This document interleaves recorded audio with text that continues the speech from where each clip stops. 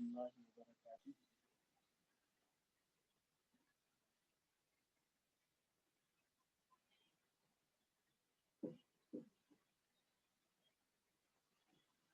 السلام علیکم ورحمۃ اللہ وبرکاتہ۔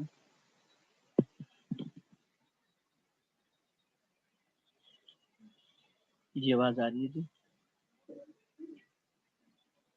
بسم اللہ الرحمن الرحیم۔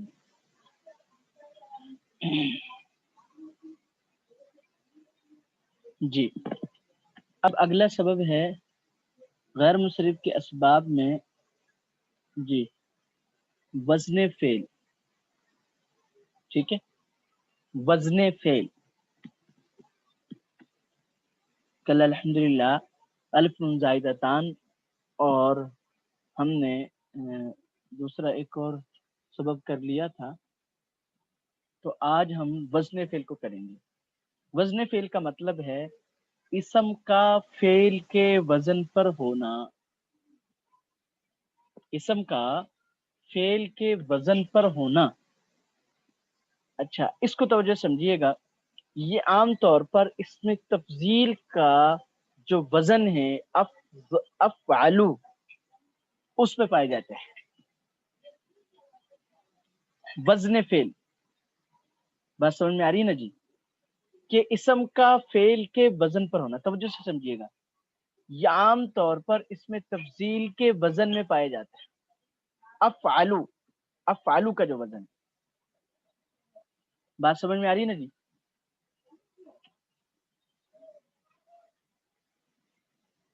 اب اس کے ساتھ دوسرا سبب کیا ہوگا، اس کو اچھا ہاں ایک بات توجہ سمجھ لیجیے گا، یہاں پہ اس وزن پر جو بھی اسم آئے گا وہ غیر منصرف ضرور بنے گا۔ اس وزن پر جو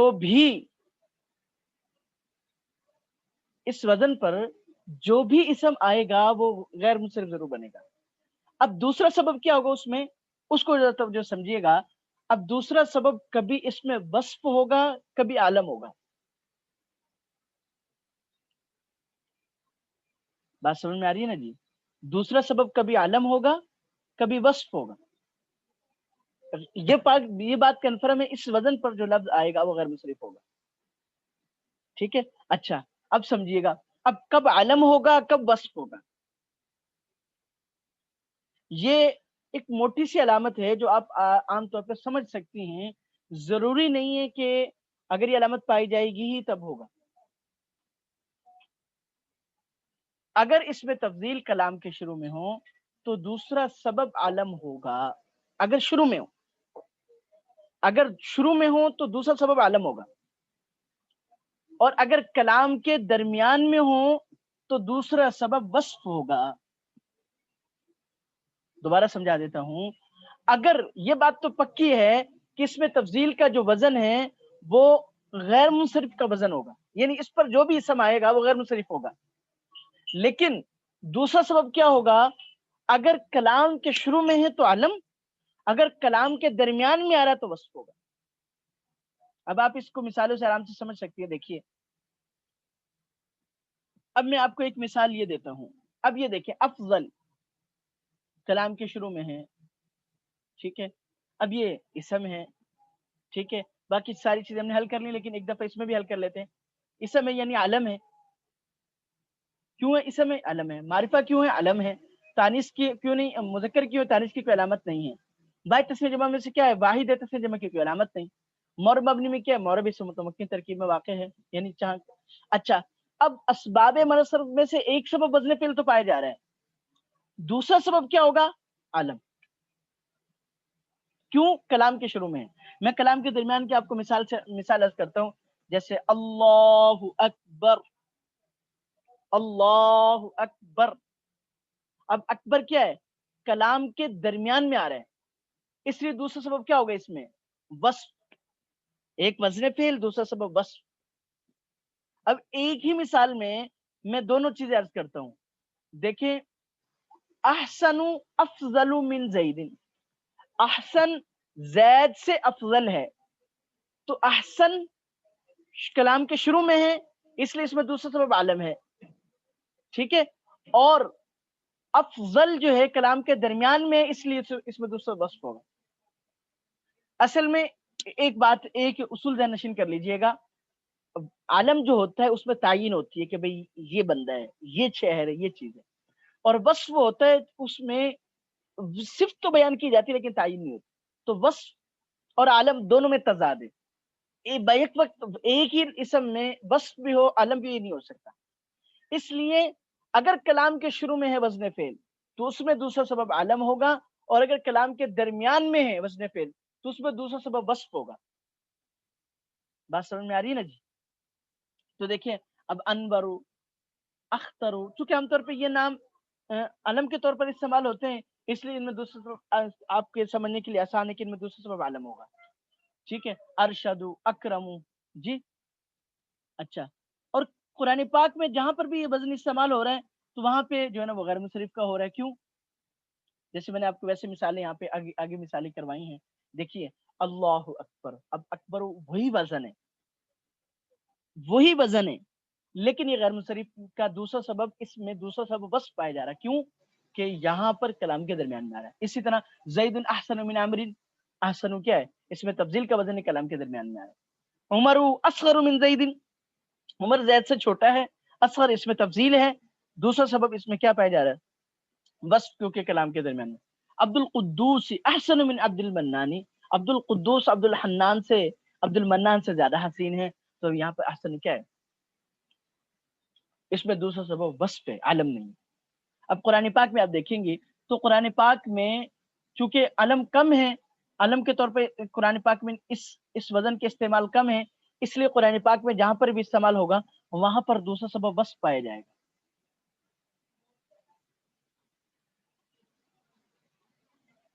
جی جی جی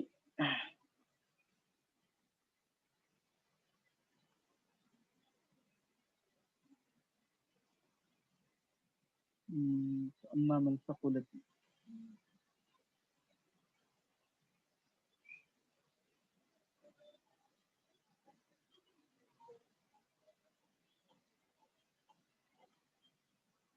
جی بلکہ آگے دیکھتے ہیں سورہ عادیات سے۔ اوحا، یہ تو فیل ہو، اوحا فیل۔ اچھا جی، سورہ بہین،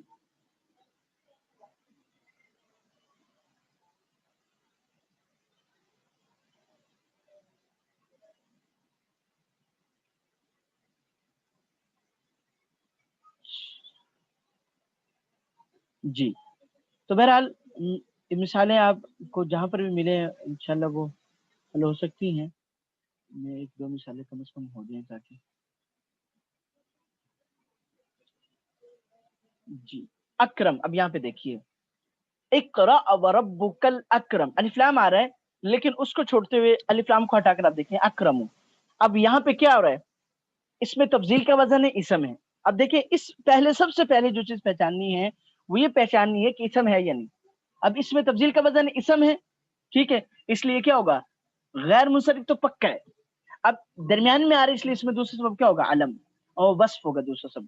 اب دیکھیں ثم رددناه اسفل سافلین، اسفل، اب یہ اس میں تفضیل کا وزن ہے، ٹھیک ہے، اس میں دوسرا سبب کیا ہوگا؟ علم ہوگا، اور وہ درمیان میں آ رہا ہے تو وصف ہوگا، ٹھیک ہے۔ اب احکمی اور احسنی یہ بھی اس میں تبدیل کا وزن ہے، لیکن آپ دیکھیں گے کہ کسرہ کیوں آ رہا ہے؟ بھائی دیکھیں کسرہ اس وجہ سے آ رہا ہے کہ اگر مضاف کر دیا جائے غیر منصرف کو یا اس پر الفام آ جائے تو وہ منصرف کے حکم میں ہوتا ہے، اس پر کسرہ آ سکتا ہے لیکن وہ ہوتا غیر منصرف ہی ہے، ٹھیک ہے جی۔ اب دیکھیں اس میں سورہ غاشیہ میں یہاں پہ ہے، دیکھیں ولا یصلاح الا الاشقى، اشقى الف لام کو ہٹا کے دیکھیے اشقى، اس میں تفضیل کا وزن، دوسرا سبب وصف، اتقى وصف۔ تو ذہن میں رکھ گئے انشاءاللہ تعالی کہ غیر منصرف کا ایک سبب جو ہے وہ یہاں پر وصف پایا جا رہا ہے، اگر علم جو ہوتے ہیں ہمیں ہمارے یہاں عام طور پر جیسے اس وزن پر جتنے بھی نام ہوں گے وہ غیر منصرف ہوں گے. تو اب دوبارہ خلاصتاً عرض کر دیتا ہوں کہ بھئی غیر منصرف کا سبب بننے کے لیے جی جو وزن فعل ہے اس کا یہ جو وزن ہے اس میں تفضیل کا وزن افعلو اگر اسم ہو تو وہ یہ پکی بات ہے وہ غیر منصرف ہوگا. دوسرا سبب ایک تو وزن فعل ہوگا, دوسرا سبب کیا ہوگا, کبھی علم کبھی وصف. کہاں پہ علم, اگر کلام کے شروع میں ہے یا اکیلا لکھا ہے. کہاں پہ وصف, اگر کلام کے درمیان. ٹھیک ہے. اب دوسرا, اب ہم اس میں آگے چلتے ہیں. اچھا, ایک ہے غیر منصرف کا, ایک تو یہ اس میں تبدیل کا وزن آ گیا. دوسرا وزن فعل میں کبھی ایسا ہوتا ہے کہ حروف عطین حمزہ تا یا نون, ان کو عطین کہتے ہیں, یہ علامت مضارع ہوتی ہیں. کبھی یہ علامتیں اسم کے شروع میں آ جاتی ہیں تو وہ بھی وزن فعل ہوتا ہے, وہاں پہ دوسرا سبب علم ہی ہوتا ہے. یعنی سیم ٹو سیم تو نہیں ہوتی, فعل مضارع کی طرح کمی بیشی ہوتی ہے, لیکن وہاں پر بہرحال وہ اگر حروف عطین شروع میں آ جائیں تو وہ بھی, اور فعل کا وزن بن رہا ہو تو وہ بھی غیر منصرف ہوگا, اور اس میں دوسرا سبب علم ہوگا. جیسے یوسف, یونس, یزید. اب یزید تو سیم بن رہا ہے جی, اس کی مثالیں آتی تغلب, یہ بھی احمد. اب یہ ایک تو اس میں تفضیل کا وزن ہوتا ہے وہ تو ہے, لیکن اس میں دوسرا سبب کیا ہوگا, حمیدہ یحمدو سے احمدو جو ہے نا وہ احمد, یہ فعل مضارع متکلم کا, واحد متکلم کا صیغہ بھی بن سکتا ہے. تو آج ہم نے علم والی مثالیں کی.